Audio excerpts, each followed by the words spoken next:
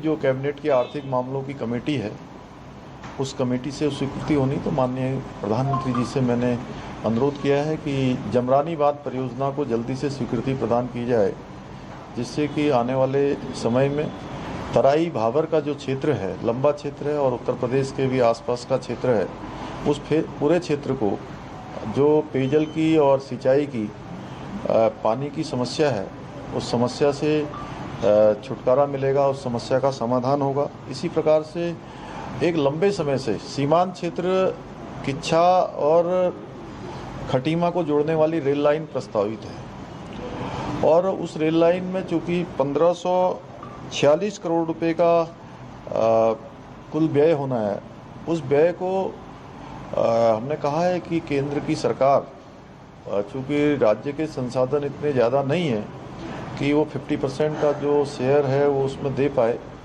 तो उसके लिए मैंने अनुरोध किया है कि केंद्र ही उसको वहन कर ले। दूसरा, अमृतसर कोलकाता कॉरिडोर के अंतर्गत एक इंडस्ट्रियल पार्क हमारा खुरपिया फार्म में बनना है किच्छा में, उसके लिए 410 करोड़ रुपए की धनराशि जल्दी से जल्दी अवमुक्त हो जाए। और हम दिसंबर माह में उत्तराखंड के अंदर, क्योंकि इस समय पूरे देश दुनिया के जो उद्योग समूह से जुड़े हुए लोग हैं, इन्वेस्टर हैं, वो आना चाहते हैं, एक सकारात्मक माहौल वहाँ पर निर्मित हुआ है, तो माननीय प्रधानमंत्री जी से मैंने अनुरोध किया है कि वो इन्वेस्टर समिट में भी आकर हम सबके बीच में जो है उसको, चूँकि लोगों के प्रोत्साहन के लिए उसका समय देने का भी जो है उनसे अनुरोध किया है।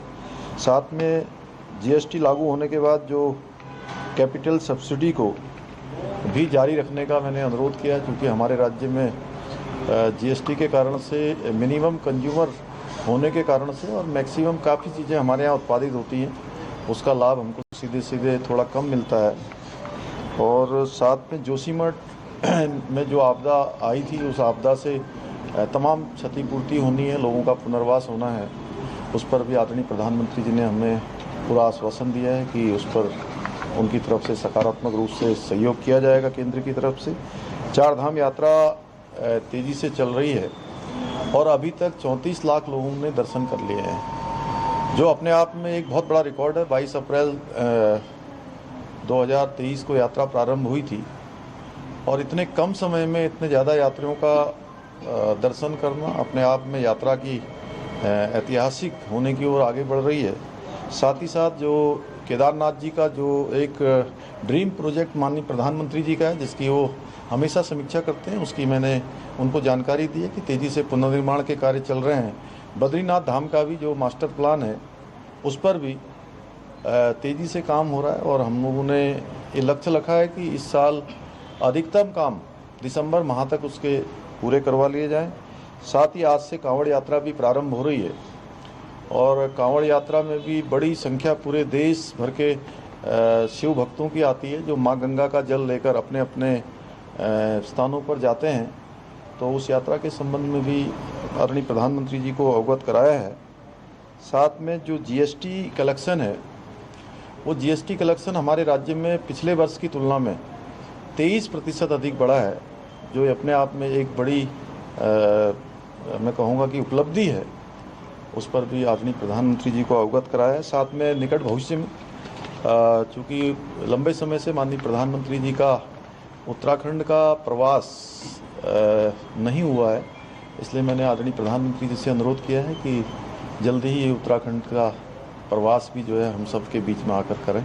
क्या यूसीसी भी डिस्कस हुआ है प्रधानमंत्री से, क्योंकि पहला स्टेट ऑफ पोस्ट इंडिपेंडेंस अगर यूसीसी इम्प्लीमेंट होता है? आज मैंने जो आप सबको मुद्दे बताए हैं, उन्हीं मुद्दों पर मेरी चर्चा हुई। सर, क्या अमित शाह जी से आपकी कल शाम को बैठक हुई थी, क्या उसमें डिस्कस हुआ था? अमित शाह जी से भी, चूँकि राज्य के अंदर जो कानून व्यवस्था की स्थितियाँ हैं, चार धाम यात्रा की स्थिति है, और आपदा से, चूँकि हमारे राज्य को प्रत्येक वर्ष बरसात के समय में आपदाओं का सामना करना पड़ता है, उसी आपदा के संबंध में जो हमने राज्य ने जो तरक्की जो जानकारियां करी हैं या जो तैयारियां करी हैं, उन सब के बारे में चर्चा हुई है। और साथ ही साथ चूँकि एसडीआरएफ के साथ साथ एनडीआरएफ भी जो केंद्र की हमारी है, वो भी चारधाम यात्रा और आपदा के समय में हमारे पूरे सहयोग के लिए हर समय जगह जगह पर तैनात रहती है।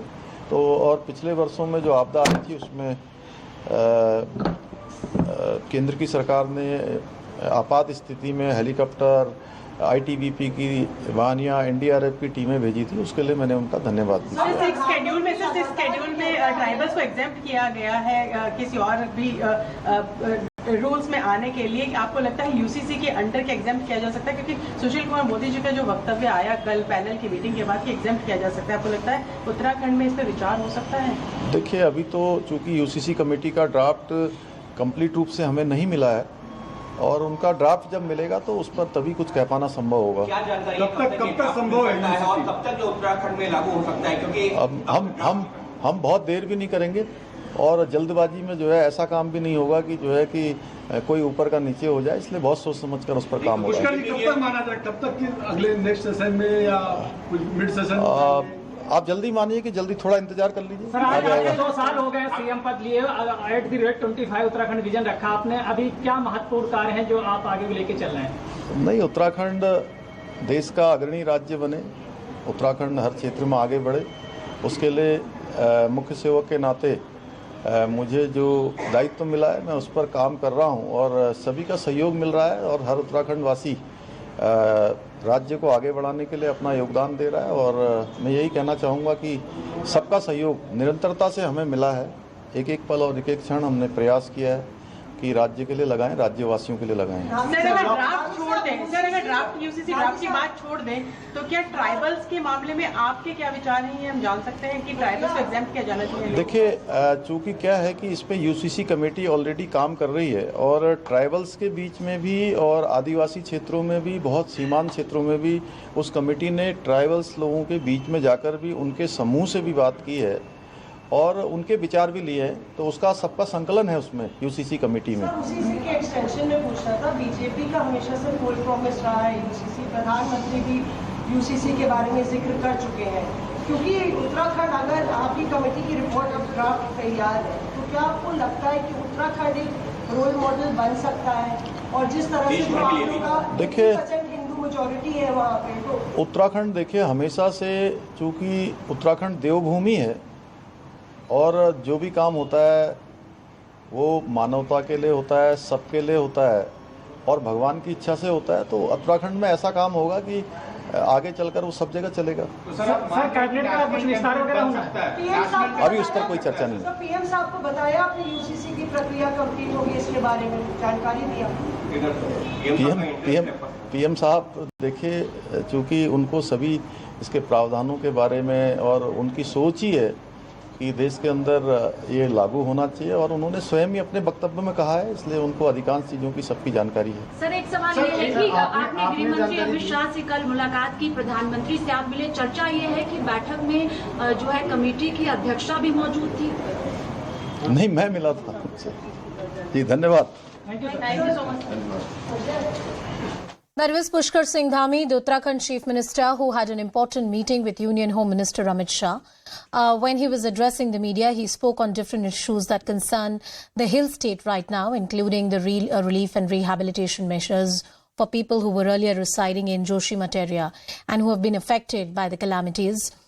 The Char Dham Yatra, the Char Dham Connectivity Project, different connectivity projects and road construction projects in the hill state, the implementation of the Uniform Civil Code. Why is Uttarakhand in news right now? Because it's one of the first states that had constituted a committee to look at the idea of a Uniform Civil Code under a retired judge of the Supreme Court.